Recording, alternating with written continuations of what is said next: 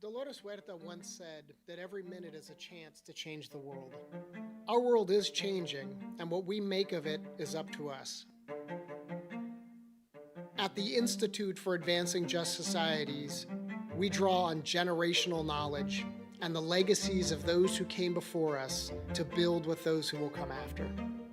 We drive change by connecting researchers with practitioners, making Stanford's discoveries collaborative with and useful to real communities.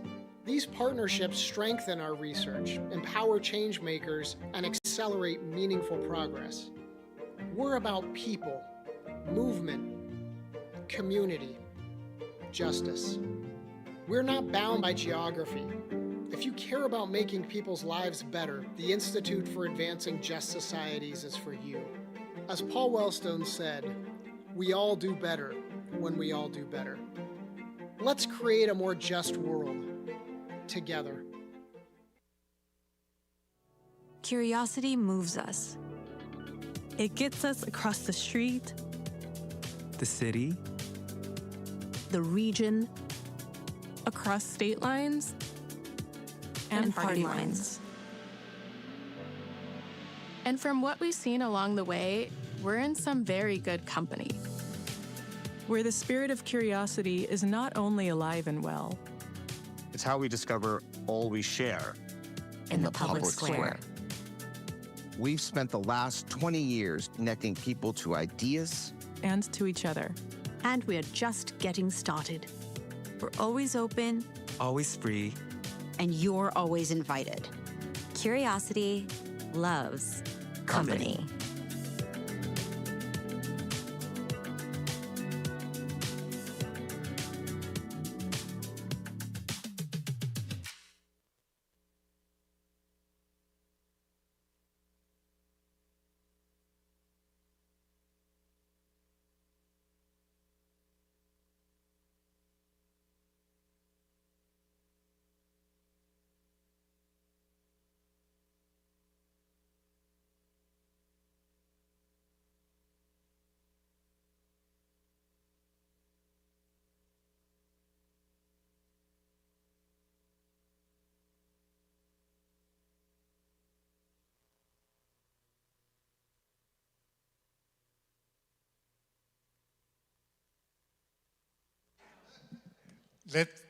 Let's do it again. All right. Yeah. Welcome. My name is Dahuang Zhou, and my brother is Sanjo Zhou. We are the artists, the Zhou brothers. And together, we found the Zhou B Art Center. Thank you. Thank you. The Zhou B Art Center is center for art, for life, for people, and for the future. It is a dynamic home for creativity, connection, and culture exchange. Founded in 2004, with passion and love, we are very proud to showcase the great transformation of the historic Spiegel building to the contemporary art, to the contemporary Zhou B Art Center. This international platform is dedicated to supporting artists and enriching the broader community. The center provides opportunity to grow with exhibition and program that amplify diverse voice and celebrated the transformative power of love.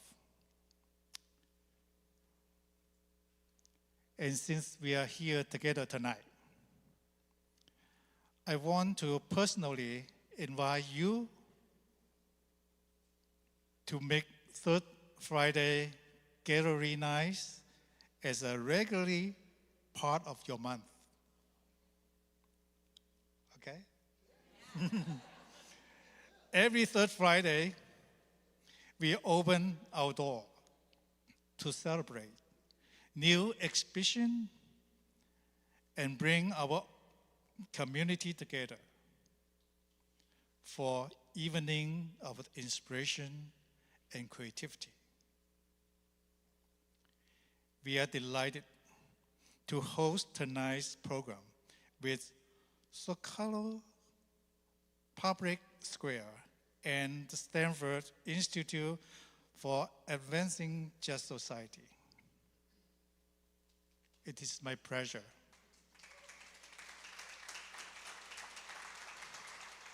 It is my pleasure to introduce Thomas Jimenez, founding co-director of the Stanford Institute for Advancing Just Society.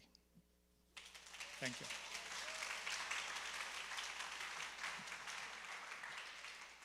Thank you, Dawang. Good evening. It's an honor to be here at Zhou B Art Center and co-present this program with Zhou B, O Art Foundation, and Zócalo Public Square. I'm Tomas Jimenez, and I'm one of the founding co-directors of Stanford's Institute for Advancing Just Societies. Our institute brings scholars, practitioners, and communities together to create solutions to racial and ethnic justice so that everyone can thrive. And for us, this has always meant public and cultural engagement and exploration that relate to our mission. So we are thrilled to partner with Zócalo Public Square to create and produce this series of events that combines art and conversation to help us deepen our understanding and envision new perspectives on migration. Our program tonight asks, how is migration woven into America? This is the second event in a series titled, What Can Become of Us?, which is a collaboration between Stanford's Institute for Advancing Just Societies and Zócalo Public Square. This year-long series takes place across 4 regions in the United States. Each of the events includes newly commissioned works of art to inspire a national conversation through exhibitions, public programs, and essays. I'll now turn it over to Sarah Suarez, Senior Manager of Programs and Operations at Zócalo Public Square.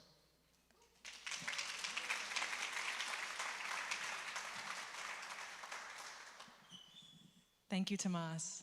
Good evening. I'm Sarah Suarez, and I'm the Senior Manager of Programs and Operations at Zócalo Public Square, a unit of Arizona State University Media Enterprise. At Zócalo, our mission is to connect people to ideas and to each other. Everything we do is free, and everyone is welcome. We publish original writing and present conversations like this one. You can find us at zocalopublicsquare.org, on podcast platforms, and on YouTube, so please subscribe for our latest programs. We were founded in 2003 and are now celebrating our 22nd birthday year. Tonight's program takes inspiration from So I Told Her I Was Half Indian by Chicanxan Punjabi American weaver Kira Dominguez Hultgren. We are convening 2 conversations tonight. First, Kira Dominguez Hultgren and Fareed Haque will explore the themes and artistry behind Kira's work. Then, a panel will discuss the ways that migrant communities help stitch together our ideas of American life. We are pleased to co-present this program with the Stanford Institute for Advancing Just Societies, the Zhou B Art Center, and the O Art Foundation. I'll now introduce the guests for our first conversation. Kira Dominguez Hultgren studied post-colonial literature at Princeton University and studio arts and visual and critical studies at California College of the Arts. Dominguez Hultgren weaves with the material afterlife of a so-called multiracial family: Chicanx, Indigenous, Indian, Hollywood Hawaiian, brown, black. Instead of being passed down, weaving and textile processes are brought up, resurrected from family stories and fabrics. Questions about cultural appropriation and code switching, exoticism, and performing cultural misrecognitions occupy their practice. When not in the studio, Dominguez Hultgren teaches weaving as an assistant professor at the School of the Art Institute of Chicago in Fiber and Material Studies. They are a 2024 United States Artists Fellow. Fareed Haque is a modern guitar virtuoso and the co-director of the Chicago Immigrant Orchestra. Steeped in classical and jazz traditions, his unique command of the guitar and different musical styles inspire his musical ventures with tradition and fearless innovation. The Chicago Immigrant Orchestra is a 20-piece ensemble drawn from Chicago's immigrant communities, weaving together diverse musical heritages from across the globe. Fareed, over to you.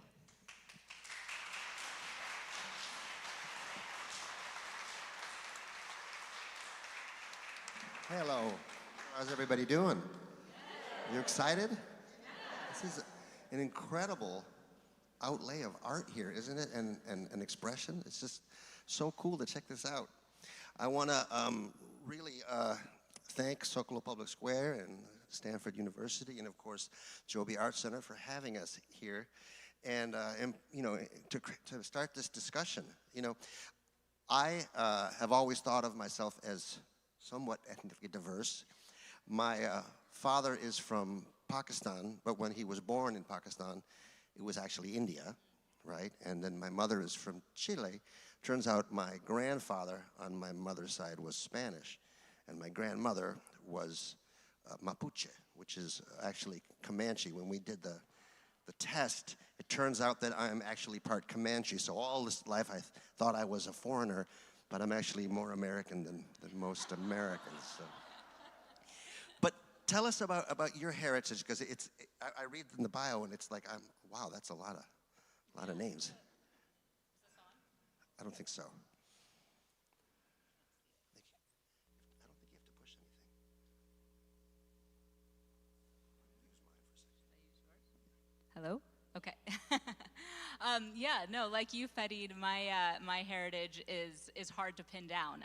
It changes, I think, with every new generation, sort of uncovering truths about what the past generation was really allowed to embody in their life experience. So, for instance, one anecdote is I grew up believing that I was Hawaiian, Native Hawaiian. My grandmother's name was Leva'i. She would present by dancing the hula for you if you had met her. Her family performed as Hawaiians in the movies, and then what got confusing was that they then married Native Hawaiians. So then the sort of fiction actually became reality, and part of that fiction, that sort of identity in my grandmother's generation, was because miscegenation laws, right? It wasn't okay for her parents to be who they were and to be married, and so they invented identities. She later married a Punjabi and wanted to, a Punjabi immigrant in Canada, wanted to have what she said, kids who were mostly something. And so after sort of growing up between so many cultures herself, she brought in another one for her children and raised them in India, in England, in Canada, in the United States. Wow. And so, yeah, so my mother was sort of first generation, but not really. If it went from her mother's side of the family, they'd been here for a very long time. So yeah, and then that's just one side of the family. That's incredible. That's incredible. And I think what's fascinating is, to me, how, I don't know about for you, but for me as a child, I spent a lot of time trying to figure out where I fit in. Yeah. You know, I remember taking an Iowa Basics test, and my teacher in 1979 was African American. When you think about that time, 1969, I take it back, 69, she was African American, and I said, Miss Teacher, do I put white, black, or Asian here? And she said, put white. With good reason, probably at that time, but I looked in the mirror and I was very confused, you know. Yeah. And it seems to me that this is how we sort out so many of these threads in our threads. That was accidental, and I didn't practice that. Weaving metaphors are always accidental nowadays. Right. So I told her I was half Indian, right? Who is her? So this is an anecdote actually from my daughter who's here today. She's going into her senior year in high school, but we moved to Chicago for the job that I have at the Art Institute. So she started her junior year, and part of her experience has been at a new school, and part of her experience has been having to explain this kind of identity that is so hard to sort of identify or put into a short answer, especially, you know, imagine a 17-year-old is not looking for a 5-minute description of genealogy. And so, so she sort of gave up and is like, well, so I told her I was half Indian when she came home, and she's like, but really that's your story. And I'm like, yeah, no, that's true. But that was so much my experience, that sort of constant question of where are you from, which I always felt like when I was introducing myself anywhere, I was always starting with my parents and grandparents, and then finally maybe I'd say something about my own life. But yeah, it does, we often frame ourselves in terms of our roots more than other people who might have a more monoculture background are accustomed to. You know, after a while, it became, you know, where are you from? I said, well, I'm from Chicago. Yeah. I said, well, where are you really from? And I'm like, well, my mother is from Chile, my dad's from Pakistan, but I'm from Chicago. And I say that not only because, and I feel like this is true on the West Coast as well, and certainly in Hawaii, that there's such a bed of cultures in these communities that, at least in Chicago, I feel more comfortable, and in certain urban environments feel more comfortable because I know that everybody's a mess. Yeah. You know? Yeah, absolutely. I mean, and Chicago is one of these wonderful places that just has so many internal stories of migration, which we hear about in some of these artworks just within the United States, coming up from the South, going toward the West, as well as then I grew up in the Bay Area in Oakland and Berkeley, California. And that too, again, there's so much kind of like landing and coming to the United States, both across the U.S. as well. I mean, I just taught in Berkeley for a week. I was there all week, and I was amazed at how much it felt like Europe. It was very interesting. There was so many little things that you've seen, the kind of cafes. Which part of Europe? Well, the sketchy part. The best parts of Europe. Oh yeah, which are the sketchiest parts. So tell us a little bit about this work of art and some of the different influences that culturally and technically come out of this piece. Yeah, so when Stanford commissioned me to do this project, I was really excited because it gave me an opportunity to think about just this question, the where are you from question, and how does that answer, and those kind of pauses, and also the sort of untruths or the sort of survival strategies, probably is a better way to say it, that my own family had experienced and that I grew up with, right? In seeing like how people answer that question, and especially today with so much contention around Latinx demographic checkboxes, moving from an ethnic category, moving from a racial category to now ethnic. Now you mark your race within, you know, whereas Asian American is still a race. It's all very, you know, like, it's nonsensical, but it's also interesting for me from a historical point of view to sort of be able to sort some of the family stories that I heard and inherited then growing up. Like, there's reasons why my grandma thought she was Hawaiian. And so with this piece then, I had a conversation with ChatGPT, and if you've read anything in the news lately, it didn't go delusional. But it was very much like, for me, this opportunity to sort of use ChatGPT almost the same way that you would sort of take a cultural kind of like test of like, where are people at sensibility-wise with some of these questions of demographics. And so I asked, like, okay, if you could imagine what a fabric would look like, what a pattern would look like in the 1920s of somebody who is trying to pass as Hawaiian, but is not actually Hawaiian, what would that fabric look like? And then in the 1960s, okay, now imagine that person is passing as mostly Punjabi or Indian. What does that fabric look like? And now imagine what it looks like for that person in the 1990s to be mostly Mexican American or Chicana. Like, what does that look like? And so all of the fabrics to me at the end of the day looked totally like a Kleenex box wrapper. Like, it's all kind of this like soft exoticism or primitivism that's like has very obvious sort of symbols, you know, like the hibiscus flower or the elephant, or, you know, like things that are just almost too easy. So then it was like, well, can I challenge this conversation a little bit and do some research into my own family's weaving history of weaving duri rugs or dattis. They're these tapestry woven rugs from Punjab that my aunt was weaving in the 1930s. And the thing that's really surprising about it for me was a lot of this blue and white motif you can see in this piece over here and in the very sort of bold blue and white stripes behind me. The patterning is often associated more with like what I would consider like Mexican, Mexican tapestry sorts of weave patterns, where it's saltillo stripes, saltillo stars, but these patterns are appearing in India in a totally different context. And so like, what does that history also tell us? And realizing that actually ChatGPT has a really hard time, generative AI has a hard time creating vertical zigzag stripes that are offset because our branding doesn't use a lot of that. It's mostly horizontal, and there's loom technology that kind of explains a lot of that. And I'm a very big loom nerd. And for me, a lot of the weaving metaphors, like the World Wide Web, or like, you know, the ways that we talk about strands or threads, it goes back to this idea of how information gets structured, or demographics, or this like, how do we categorize things? How do we create a community fabric out of that? And so, yeah. Coming back to how we categorize ourselves as cultures, ethnic groups, races. Right.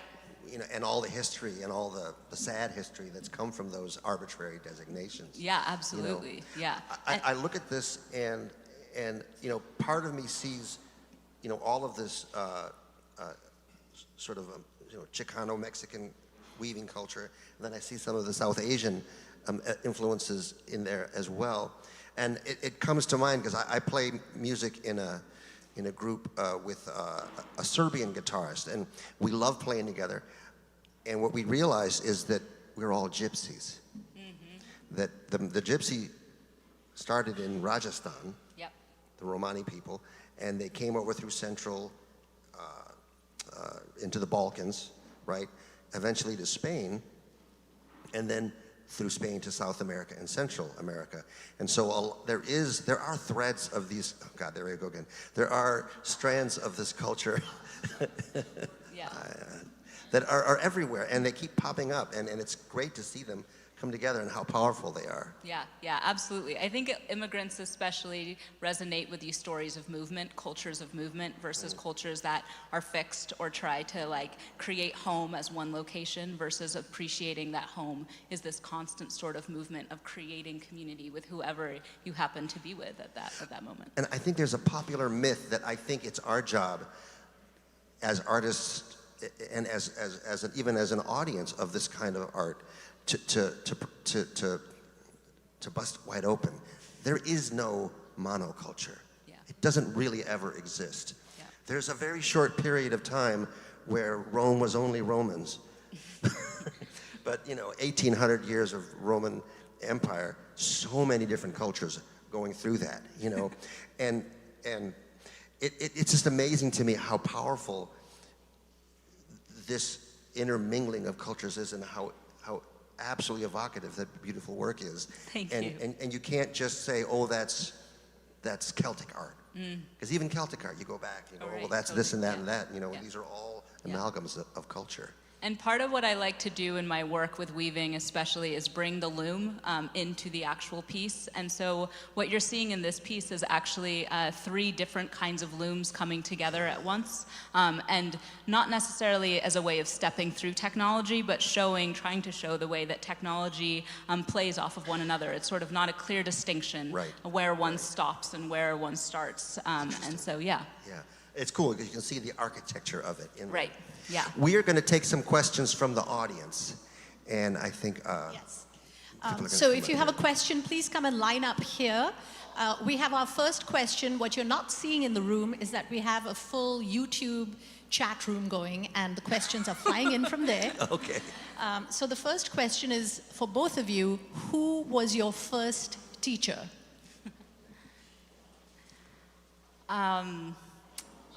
my grandmother, on both sides. My grandmothers, I think, in their experience of a very different experience of supporting their families, of being survivors. One of my grandmas talked about being a chameleon. I had the chance to live very close to one of them at very formative years through teenage years, and watching the ways that they really loved their family members through difficult times.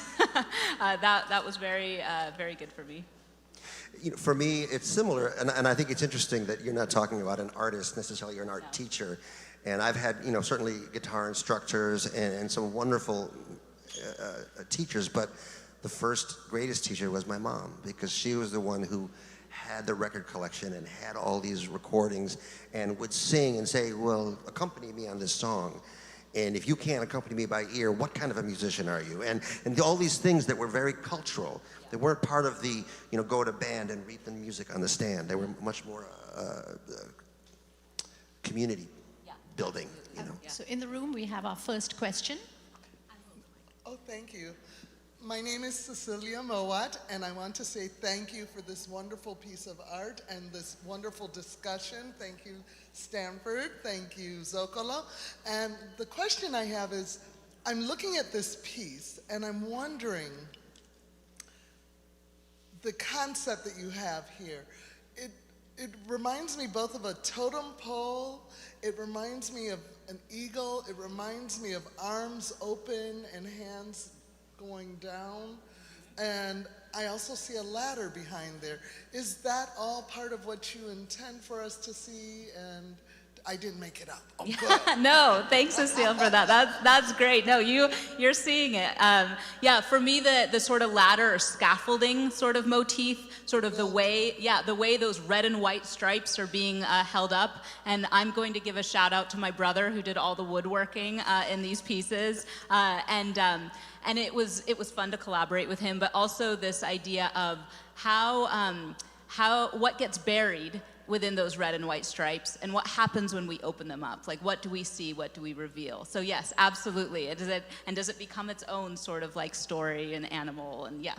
And the red and white stripes are not the ones, but it was the blue stripes that you say are part of the Punjabi, or the red and white?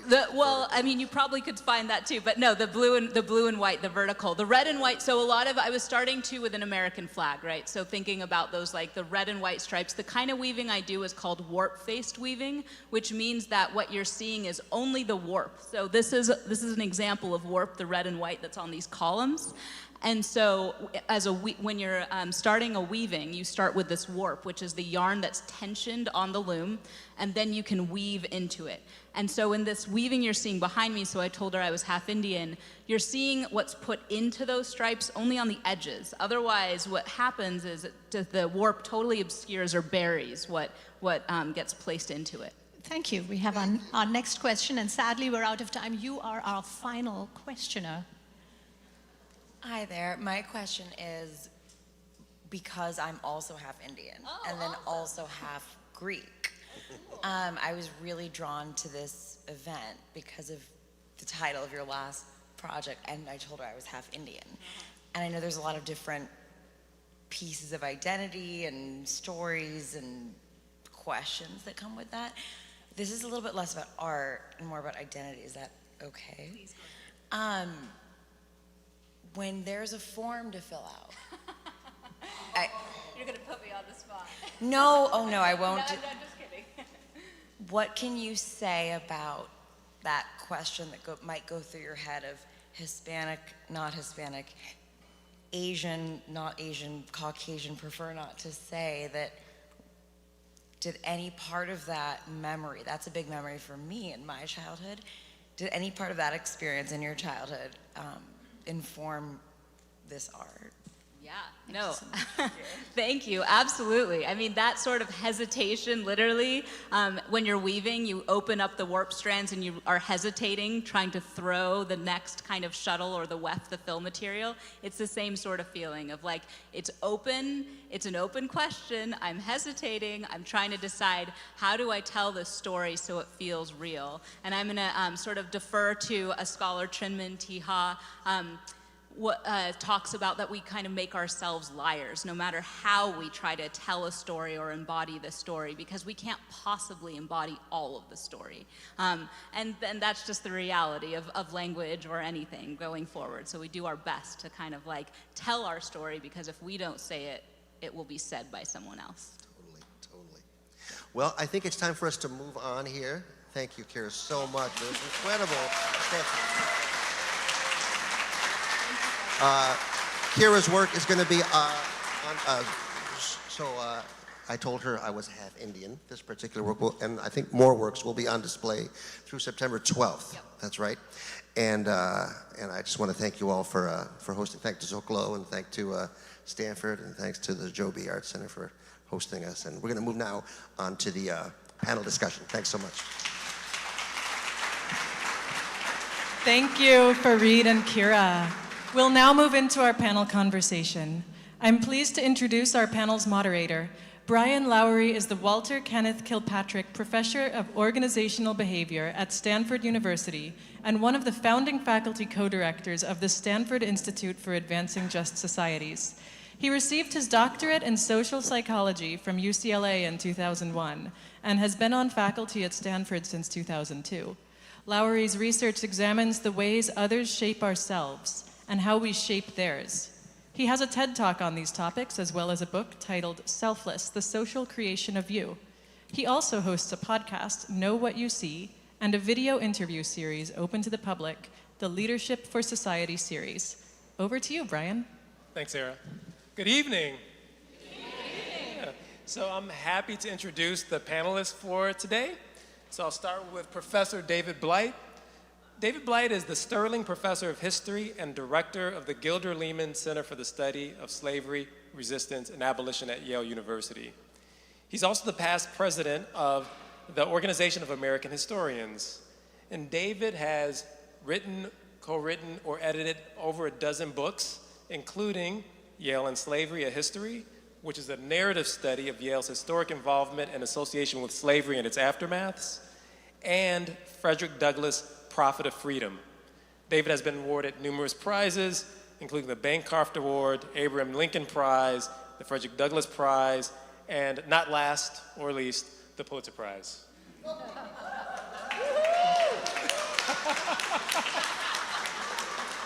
The illustrious David. Okay. Bonnie McDonald is a thought leader and national voice connecting preservation to support community-driven climate change mitigation, public health, housing, and social justice. She was awarded the James Marston Fitch Charitable Foundation's 2020 Mid-Career Fellowship, which culminated in her book, The Relevancy Guidebook, How We Can Transform the Future of Preservation. Bonnie chaired the National Preservation Partners Network. She co-chaired the Chicago Monuments Project Advisory Committee and sits on the National Council on Public History Labor Task Force. She has a Historic Preservation Planning Master's degree from Cornell and an Art History Bachelor's degree from the University of Minnesota. Thanks, Bonnie, for being here. Thank you, Brian. Good to be here.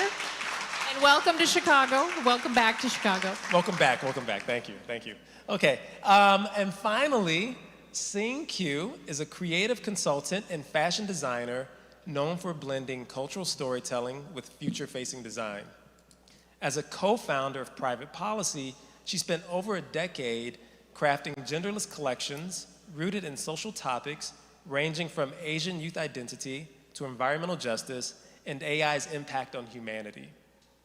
Her work has led to collaborations with brands like Coca-Cola and Nike and nonprofits like Stop Asian Hate, Reef Life Foundation, and others. She's also had features in Vogue, Bloomberg, and Forbes. Today, she expands her practice beyond fashion, exploring how design, marketing, and AI technology can reframe narratives of culture and community impact. And that wonderful outfit is her design.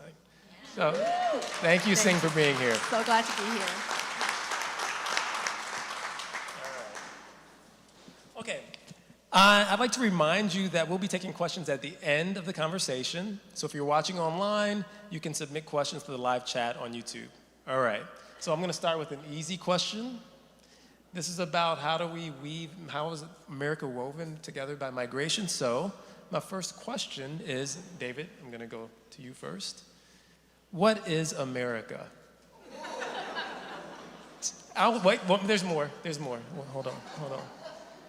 Today, there's been conversation about, is America a place, right? So our Vice President, J.D. Vance, has been very vocal in saying, it's about where you are. If you've been here longer, you're more American. There's also the concept long held that America is an idea. So when we think about America, what makes America America? When we talk about weaving together America, what is America? David? Well, I lean more toward the idea than I do to the vice president. You brought him up, I didn't. He has a lot to learn about American history.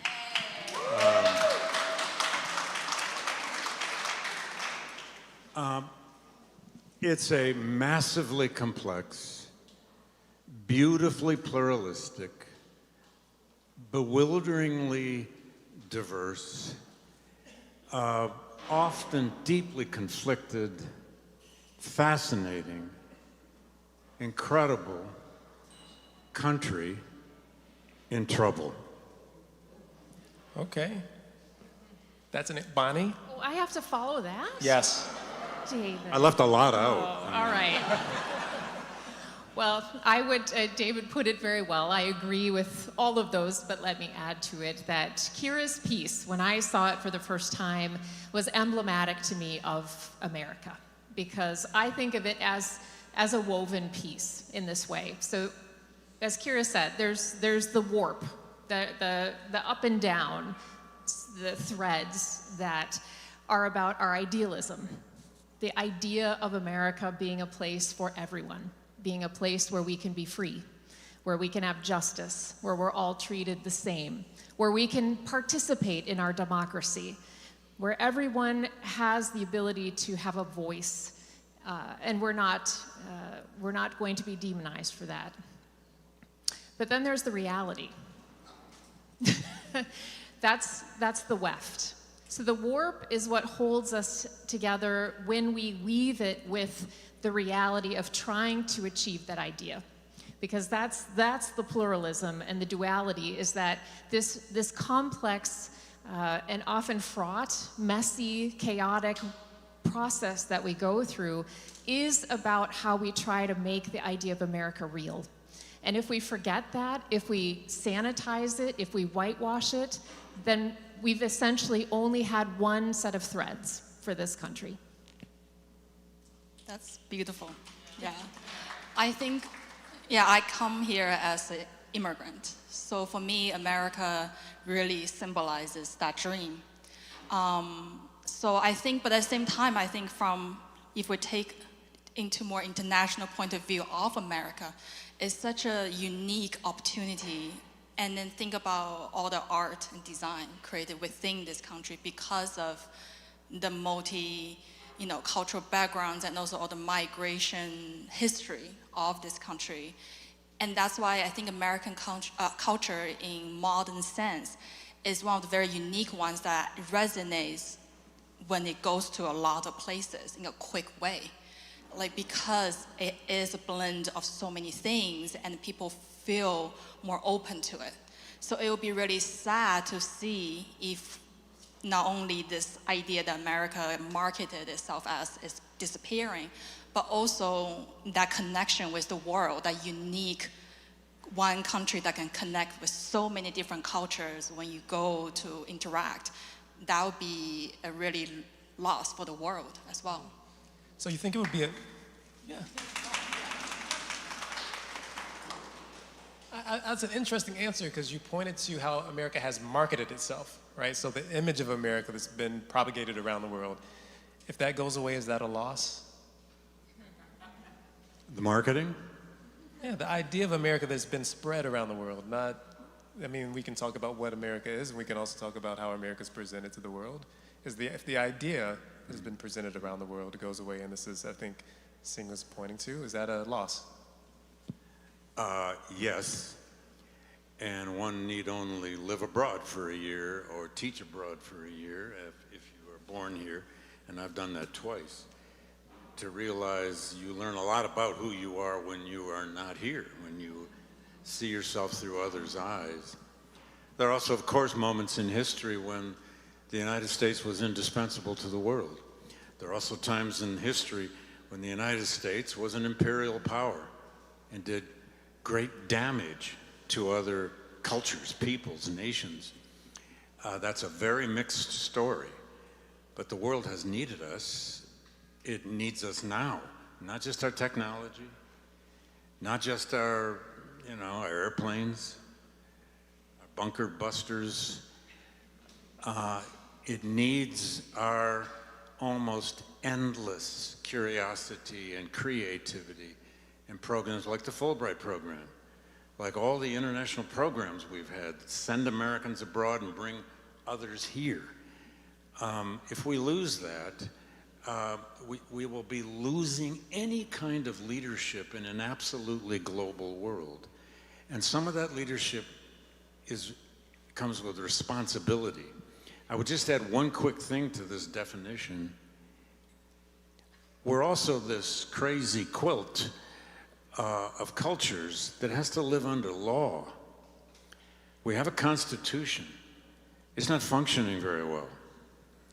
And Tocqueville, in Democracy in America, said, if you don't have law, all you have is culture. And when you only have culture, that usually leads to conflict. Cultures need structures under which to live. And we may be losing much of that structure. Thank you. Let me, we weren't supposed to proselytize here, but maybe I did. Sorry. So Bonnie, this one is for you. America's a woven together patchwork, whatever metaphor you want to use, but it's been constructed, you'd argue, by immigrants, as we now understand it. Can you tell us, how do you think about what America's become because of migration? So internal and external, like how should we think about how migration has constructed America as we understand it? Yeah, as we were preparing for this, we were talking about migration versus immigration, or migration and immigration, and that they are different. There's the movement of people within this place that we share together, the borders of this place, and then there are those who come, and many have come, but thinking about that not everybody chose to migrate. There have been those who were forced to migrate. Whether that be our indigenous people, we are on indigenous land right now, who were forced to move, and that changed the landscape of this place as well as the rest of our country. And also those thinking of the Great Migration, where millions and millions of Black Americans were seeking opportunity, thanks to the work of the Chicago Defender and the Pullman Porters, who spread the word about opportunity in the North, but also fleeing violence at the same time. That at times, thinking about what David just said, the propaganda, I look at this, the work that we do abroad is one part hope, one part ideal, and one part propaganda. So when people came north believing that it would be different, that in some ways was propaganda. So the cities we live in, the places that we live in, have been profoundly shaped from a physical sense, from a cultural sense, by migration, and I believe it's additive. We continually reshape our environment based on our culture and our beliefs, and again, this hope and ideal that we can make a better place that we live together. Yeah, I like that you brought up the internal migration part, because there's a lot of evidence that continues. It's not just historic. So there's work about the Katrina and how people that left Katrina propagated the styles of music in other places. There's just interesting movements of people inside the country that changes the way we live and how we think about things. And on that, seeing it makes me think about what we produce when we move. Like, what's the role of the products, things like fashion or music or food? Like, what role does the production of art and other objects play in the evolution of America? So I know America often is being compared to a melting pot. And I think of art and design, all these objects are what that pot is cooking, and that's the nectar come out of it. So a lot of art and design, not saying I hope for struggles, but it does come from conflicts, contrast of culture, or out of, like, in a way, disruption, something fresh and new, because when disruption happens, when migration happens, when two groups of people meet, that kind of friction or interaction create or even force us humans to be creative, because now you cannot just go do what you usually do, you have to think creatively. And from there, I think art and design really thrives. But at the same time, I think when we think about America, it also have a responsibility as an environment to have enough safety, to have enough openness for people to really feel I have this, a safety net so I can actually create. So I think art and design also is a reflection, almost like a flex. You want to think about how well the society is doing. And then when you see art is being enriched and is being encouraged, I think that is a great, applause to a success of migration stories. And this also makes me think about the work you do, Bonnie, because in preservation, part of what you're doing is preserving objects and art as a way of saying something about who we are and identity. So I wonder what you think about that. Thank you. I was thinking as things talking about fashion and design, we're laying culture, really. We're talking about what people bring with us and how we make a home wherever we are. We bring a part of ourselves to what we do, and then it shapes us at the same time. So we become new people wherever we live, and then you think about bringing that forward. So in preservation, we're essentially preserving stories. We're preserving people's stories, and that may be in the physical fabric around us, but essentially the reason these places are here are to serve people and to make sure that we're understanding the history of how we came to be, the nature of the world around us. And to come back to the current administration, David, you laid the gauntlet, right? Or Brian laid the gauntlet already, is that there's an executive order that was put forward about essentially ensuring truth and sanity in history. And the process of doing that is essentially erasing a majority of this country's history to have a singular narrative about who we are. And I think migration will ensure that that doesn't happen. We can't have only one narrative of who we are as Americans. I find that interesting because here's something that is a tension I see. And it's come up in the previous conversation about there's no such thing as a monoculture, but at the same time, people want to claim an identity, right? And claiming an identity is to say, like, I'm from this place, I'm this kind of person, here is who my people are. And there's something deeply human about the need to say, this is who I am. This is where I'm from. And these conversations about America and about migration seem to rub up against that, right? So when Kira's daughter said, like, I didn't know what to say about who I was, the reason the person is asking because people are trying to make sense of themselves and the other people around them. And when we have this constant stew of identities, it doesn't help for people to make sense of who they are. So how should we think about the tension between maintaining a community's cultural practices, right, that they're deeply invested in, on the one hand, and creating a shared American identity on the other? How do we deal with that? Well, let's look at Kira's work again. Magnificent, Kira. And by the way, off to the sides, if you haven't been there already, are two of what she calls altars, where you can take pieces of thread and actually string them yourself and add to it. I love that you call them altars, by the way. But one of the things, Kira, I learned a long time ago not to tell an artist what they've done with their art. I mean, who are we to say, right? But one of the things I think she's doing is taking back the flag. Taking back the flag. The flag has had a sordid history, a glorious history, a troubled history. It's been burned, it's been loved, it's been found in the darndest places on planet Earth. But I think she's taken back the flag there and then weaving all of her own identities into it and then out of it, which it may be, one thing, not just the flag, but there is something called America. If we can keep it,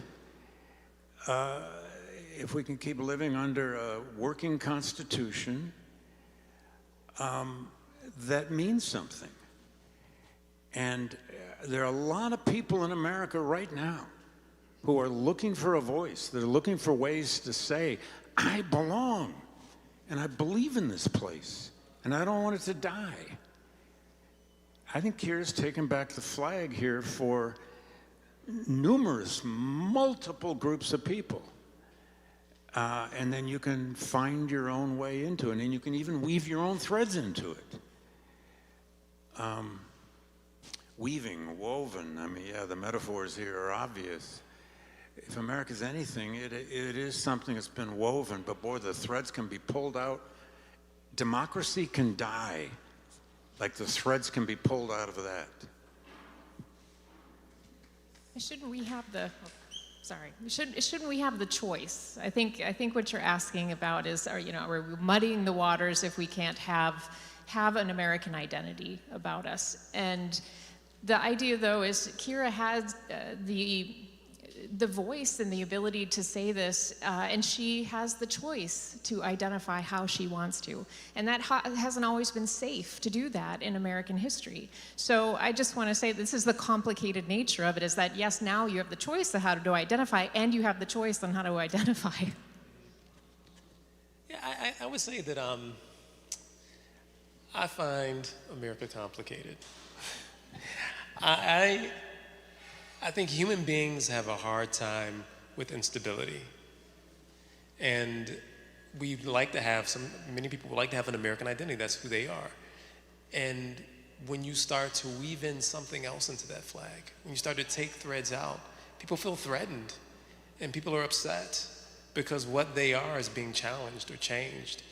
And the question I'm kind of asking is, if America's constantly doing that, constantly pulling threads out, adding threads in, what does it mean to belong to America? What does it mean to own America? What does it mean to identify as American in that context? When we're talking about this, I think about one of the collection we did a research on Chinese migrants who came to America building the Transcontinental Railroad. A lot of that history has been erasing their identity by literally not showing their faces. But there's something interesting about claiming your identity is still there are images out there just very far away. Imagine great American landscape of workers building railroads. You cannot see any of their faces, but then you can recognize them with their culture by them wearing a very specific shaped bamboo hat.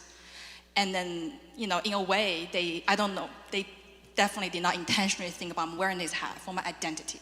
But in those photos now, so many years later, when looking back, that is them claiming a place, right? Like the thread, even though one single thread, they made this brave intention, I'm here, I'm leaving a mark. But at the same time, I think that's, again, the beauty of America is that struggle. It comes from this conflict, this unique opportunity. This is even allowed as a choice for us to build a new culture of blending together. We're creating new identities. And that's something I think so precious in a way, because it's a unique opportunity. Could we use a historical example here? I wrote a book on Frederick Douglass, so I'm always loaded with Douglass examples. Sorry about that. But in 1869, Frederick Douglass gave a speech called The Composite Nation. Composite. I won't describe it all, but and note the date. It's right at the peak of Reconstruction. The 14th Amendment has been passed. The 15th Amendment is about to be passed. The United States has been reinvented in its Constitution. He was never so optimistic as this moment. And he lays out an image in one beautiful metaphor after another of this nation of multiple peoples from all corners of the world, somehow all going to live under the same Constitution. It's very idealistic. And halfway through the speech, he stops and he makes a vigorous argument for Chinese immigration, which is a huge issue at that moment. The Burlingame Treaty had just been signed in 1868. The first Chinese Exclusion Act is going to come in 1874. But Douglas says, hey, what are you worried about, America? They're coming. They're coming by the hundreds of thousands. They're going to come by the millions. Yes, they have an alien religion. He uses the word alien. Yes, they have an alien language. Yet they're very different. But they have a civilization that's 4,000 years old, and they've thought things we've never thought. Get ready, America. They're coming. And then he develops these incredible metaphors of how they're coming over the hills and the mountains and the rivers and the plains. And he uses the assimilation model. Now, not everybody believes that the full assimilation model is the way to go with these things. But he says they, too, will buy our creeds if we keep them alive. And then at the end, he ends with what sounds like a multiculturalism manifesto from the 1990s, you know, in a public school. We are from everywhere. We are the world. You know, and that's 1869. He never gave that speech again after the early 1870s because it just didn't fit the America that was then coming apart. The threads were coming apart after Reconstruction. But the fact that he goes to the Chinese immigration issue to make the point about the composite nationality is a fascinating move. You can pull that speech up online in 2 seconds. Brian, can I comment? Because I think that the brilliant orators that we had in our history, the brilliant writers who could help this to be an accessible idea to people. What you just described is where we are today. That fabric and the threads are fraying because we have a group of people who don't want people to come, who don't want people here. And we are facing, go back to where we are today is a climate crisis. We will have, the people are coming. They're shifting based on the forced migration of climate change. So here in Chicago, around the Great Lakes, we have a fresh body of water. This place will be receiving climate migrants from other parts of the country and the world. Up to 1.6 billion people are going to be displaced by climate disasters by 2050. They are coming. And how are we preparing for people? We are in the same place we were in the 1870s. Oh, that's encouraging, Bonnie. That's really encouraging. I thought I was a downer here. Let's look at it I want to look at it from the other angle. I'm going to turn it around a little bit. Right. So we've been talking about how do we weave people into the existing idea of America, but now there's a lot of pressure against like appropriation, right? And there's a lot of, and I would say this is more from the progressive side actually, where there's a concern about who owns what, who gets to participate in what. And so isn't that also a challenge to this concept of America that you all are laying out? So if there is something you come over and you bring your culture with you, but it can only be yours, you can only use it, you can only borrow it, how do we weave in America in that context? I'll start with you saying on that. Yes, cultural appropriation is a big topic in fashion because fashion loves to make a mistake in that area. But at the same time, I think, I like to bring this kind of idea to a more personal level. When I think about when I share my culture is one, if I'm not telling it, who else? And also at the same time, if I'm not sharing it, then how are they gonna know? And then if I'm not welcoming some kind of interaction, then there's no weaving. I'm just a thread flying by myself. But at the same time, I think when we think about cultural appropriation, it is real. It comes from a lot of other issues. It's more based off respect and things that is not just about that specific case, about a bigger thing is come from the reason that make people angry is because it come from other places that's actually beyond just sharing. It's about you share something and someone not only it's fine, you don't like it, but then they disrespect it and make you feel like there's one side is winning, one side is losing. And when I think about a lot of this kind of interaction, I think maybe the mindset, first of all, has to change to understand no one's trying to win. No one's trying to be the biggest threads on a woven piece of fabric. It's about how we work together. And it's about another concept of how survival is not about always being the winner. It's about diversity. That actually creates this stable environment within a complex and always seemingly conflicting energy. And that diversity actually will stabilize us, because that's proven by nature, and we're part of it. That's a great point about winning. How do you win with culture? It's an interesting problem. I like the idea, the fighting to win.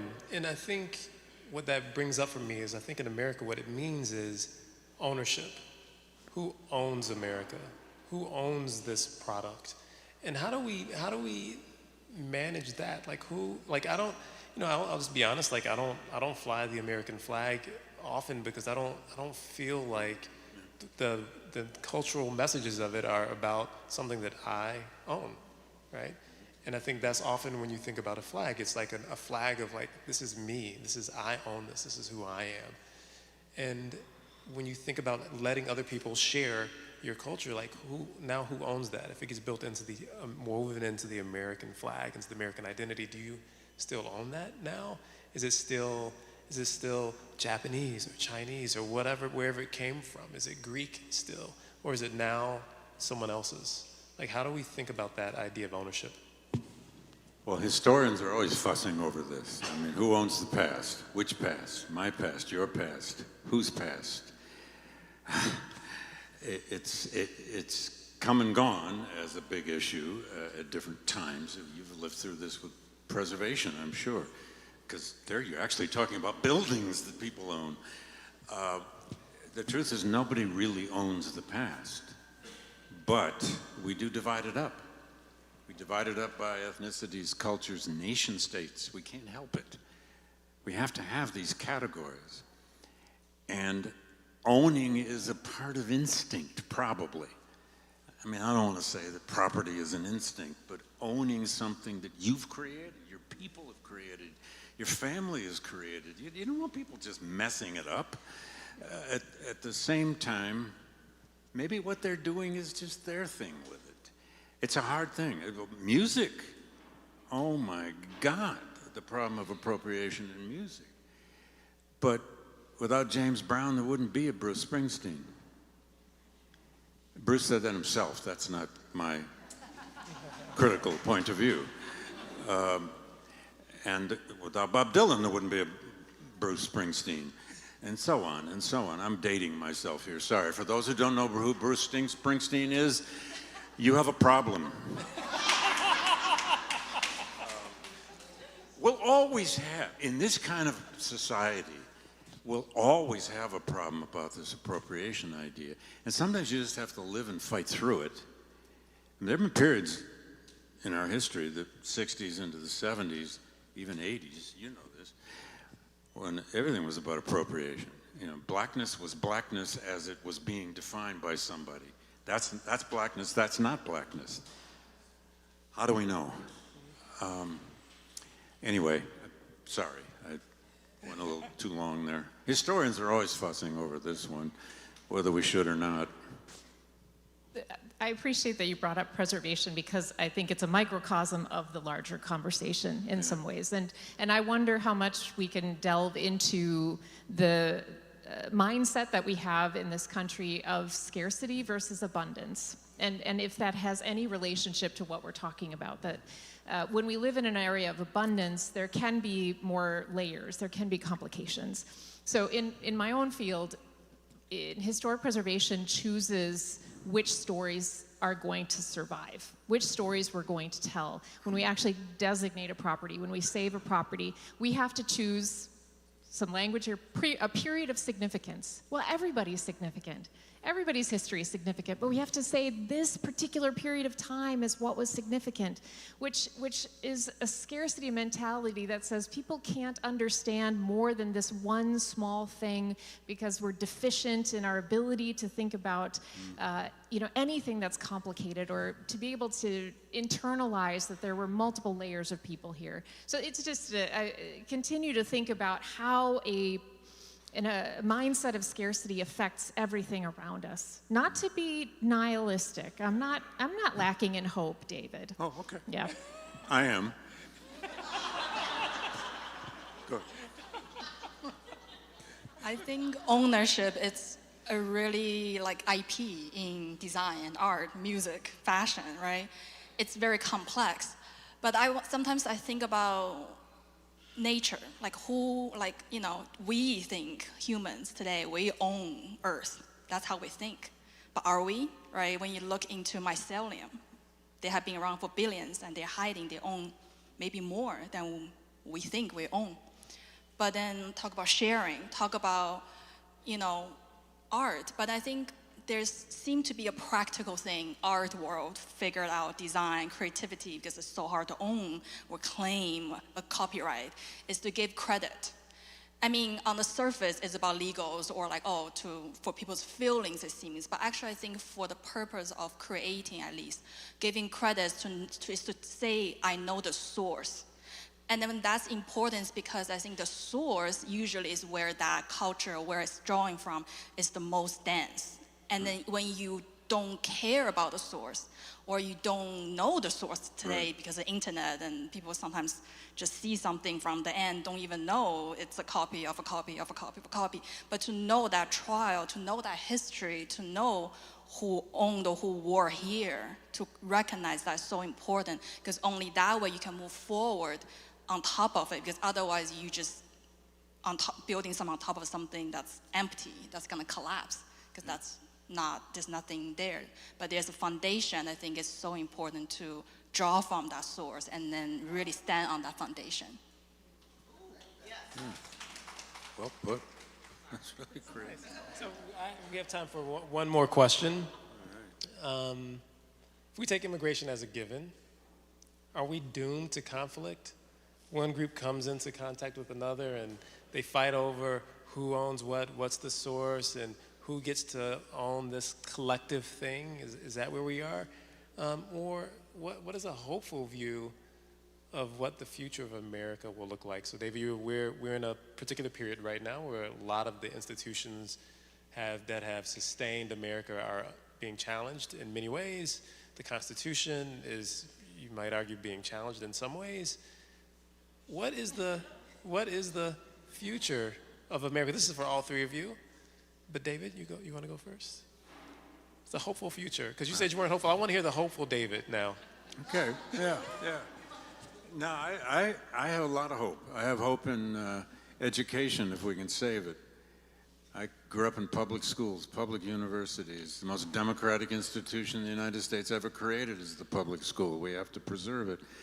I believe in a lot of my students. They inspire me, because they're not giving up on anything. But I don't think we have to fail at this. The United States doesn't have to fail. Our multi-ethnic, multicultural civilization not only doesn't have to fail, it's still a model for the world. The American university is the envy of the world. And those who want to tear them down better think twice, because it's probably the best export the United States has. We have so much energy in our intellect, in our curiosity, and it's not all in Silicon Valley. It's all over the country. Our politics is deeply troubled. But it doesn't mean this thing has to fail. The United States failed once. It's called the Civil War. We don't want this to be the 1850s again. And there's much to be learned from the 1850s. This, not just because that's my field, but it's true. Some things are just true. there's much to be learned from when we tore ourselves to pieces, fought an all-out, ghastly civil war, and had to reinvent the place. And then we had to reinvent it again in the 1960s. And it's going to have to be reinvented yet again. Americans love redemption. It's a huge part of our, whatever our national narrative is now. It doesn't have to fail, but we have to fight for it. And we need movements of all kinds to preserve it, save it, and reinvent it again. It does not have to fail.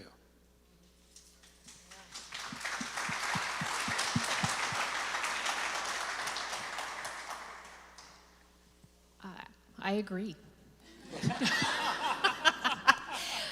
And I love preservation. That's really... The addition I would make to that would be, in addition to our university system, the intellectual capacity that we have in our communities is the level of generosity we have in this country. We are the most generous people in the entire world.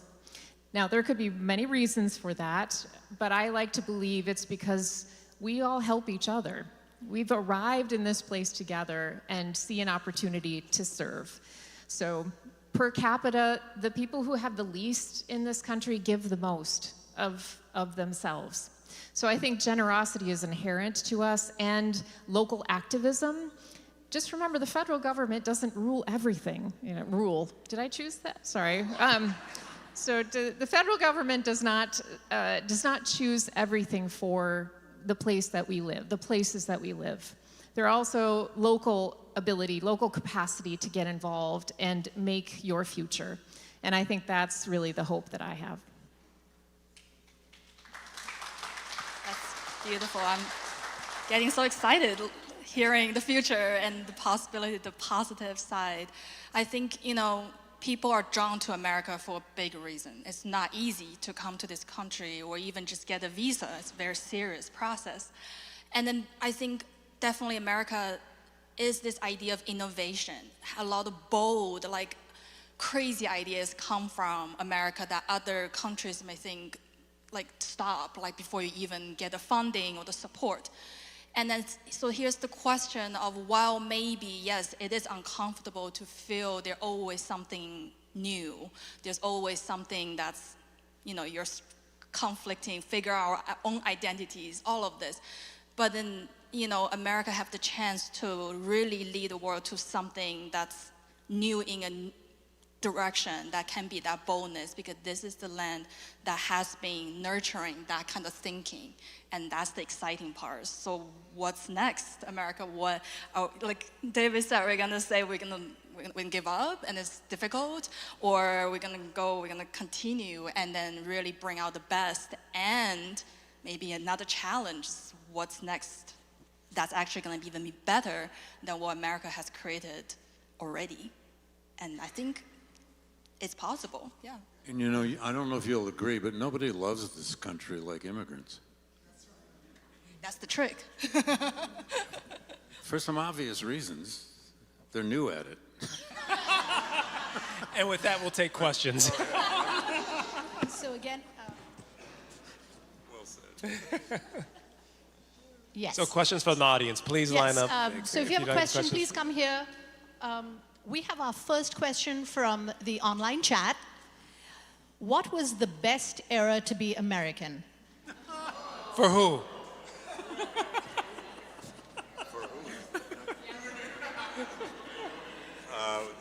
That needs a caveat. Brian just gave it. It wasn't the 1950s that some people are pining for, I'll just say that.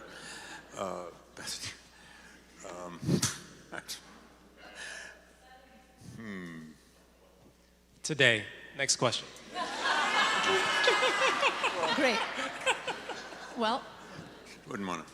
Hello, my name is Diego. Y'all talked about America as an idea, and the closest thing that you brought to the idea is the idea of the Constitution as the starting thread of America. The Constitution is mostly rigid, but it can be amended, but it was written by a homogenous group of people, yes. But America is clearly heterogeneous in its makeup. Yes. So is America static? Is it Hegelian? Like what is the idea of America and where is it going to? Well, it's never been static, and neither has the Constitution, although it desperately needs more amendments now. The undemocratic U.S. Senate, the Electoral College, and where do you want to stop? Those aren't going to happen. It was created by a homogenous group of men who were 18th century thinkers out of an Enlightenment tradition mostly, except a slaveholding Enlightenment tradition. The Constitution needs fundamental revisitation. There's not going to be a new constitutional convention. That's just not going to happen in our lifetime, not in my lifetime.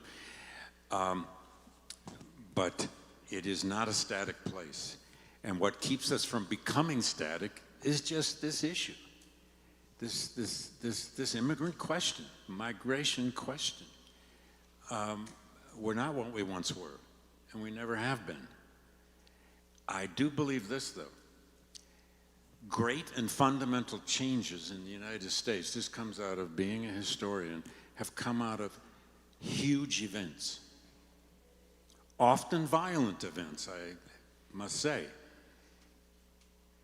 I don't know what that event's going to be, but there's going to be a huge event or three that will probably bust us out of this trajectory we're on right now, or not. David, can I add very quickly that the framers of the Constitution knew that they were imperfect and that document was imperfect. And they were people who understood that it would need to change as well. They embedded that, and they automatically knew they had embedded hypocrisy into the Constitution at the same time. So just to say that where we are today is people who may not have the same sense of humility, and I think that's an important trait in our political leaders. Next question. Hi.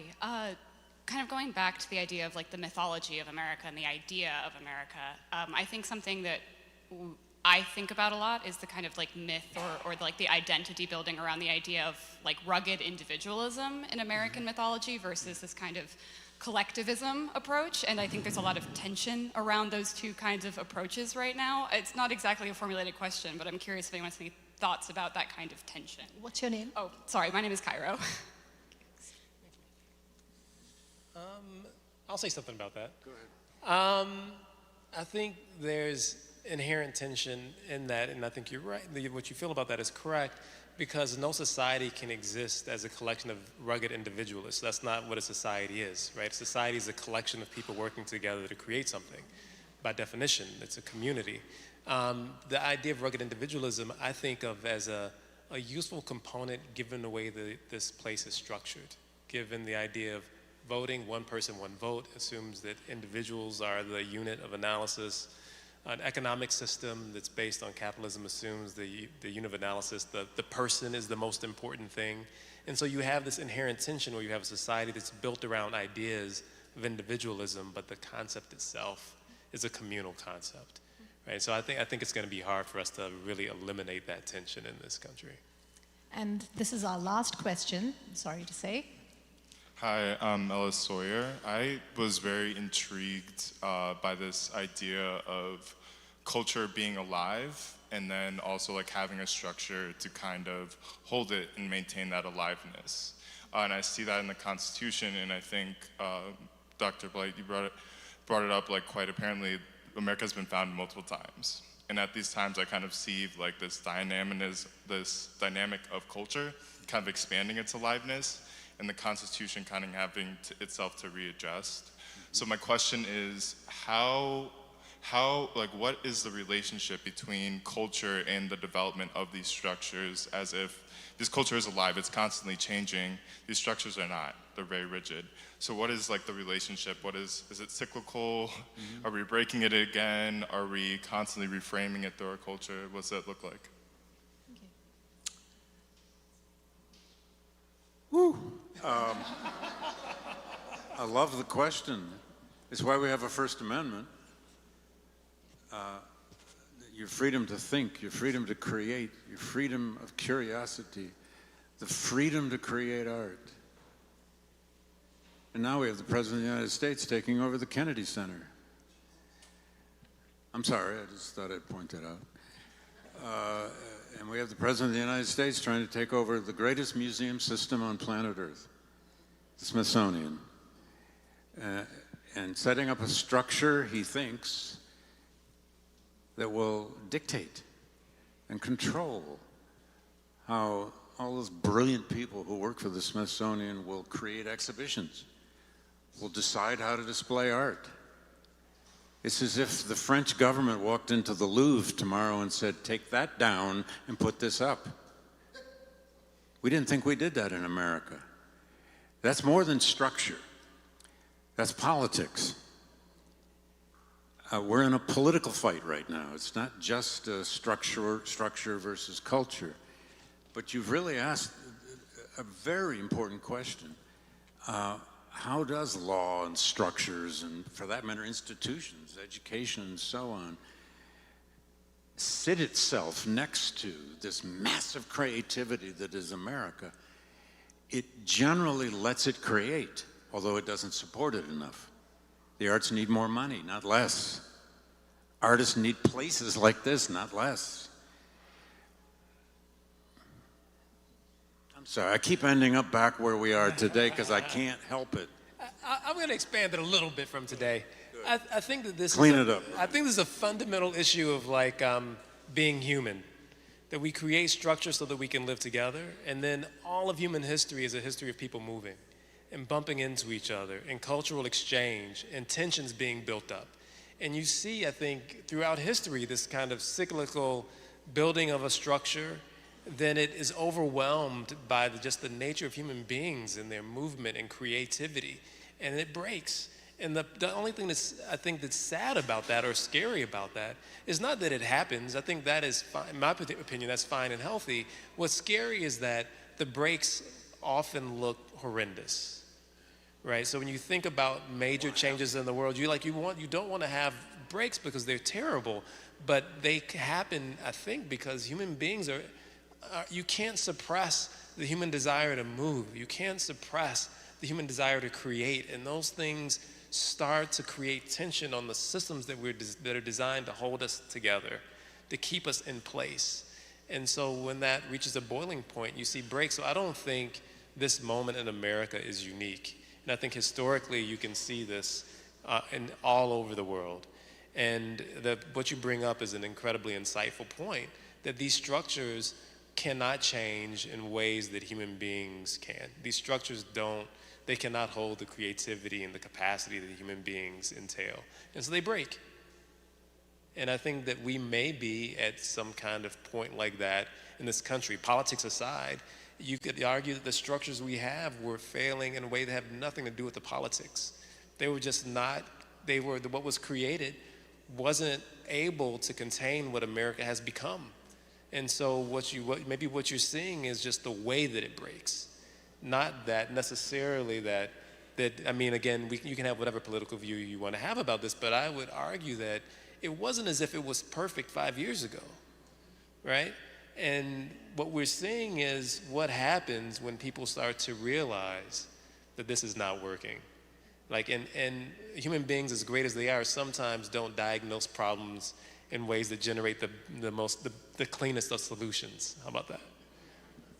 You know, the Supreme Court was once a good idea. Wow. Okay. No. Coming out of the 18th century, it was unique. It was a unique American creative. It was a good idea. It's had a rocky history, but. And with that, I'm going to thank my guests. Thank you.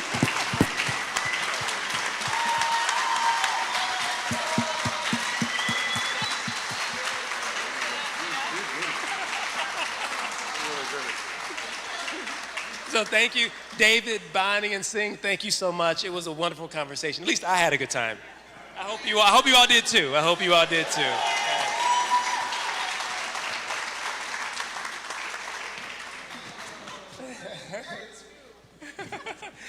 right, so let me do a few thank yous. So thank you to Zócalo Public play Square. Thank you to the Zhou B Art Center and O Art Foundation for co-presenting this program. You'll be able to find a summary of the program on Zócalo's website in the coming days, as well as interviews with the panelists. Please subscribe to Zócalo's newsletter, podcast, and social media for more great conversations. What can become of us? The IAJS and Zócalo collaboration will be visiting Brooklyn next for the third program in the series. What is the language of taste? It'll be up online, so I hope you all join us there. And if you happen to be in New York, even better, please come to us live in New York. And we invite you all to continue the conversation at our reception with Light Bites from La Josie, a musical performance by Fareed, who you saw earlier, so he's going to perform for us, and members of the Chicago Immigrant Orchestra, and more opportunities to view Kira Dominguez Hultgren's amazing, amazing work. So I told her I was half Indian, as well as a brief artist talk by 4 artists from the open call exhibition, We Built This, Making Through Migration, installed in the gallery inspired by our project. You can head downstairs to enjoy the food and music, and the artist talks will begin at 8:45. Thank you all.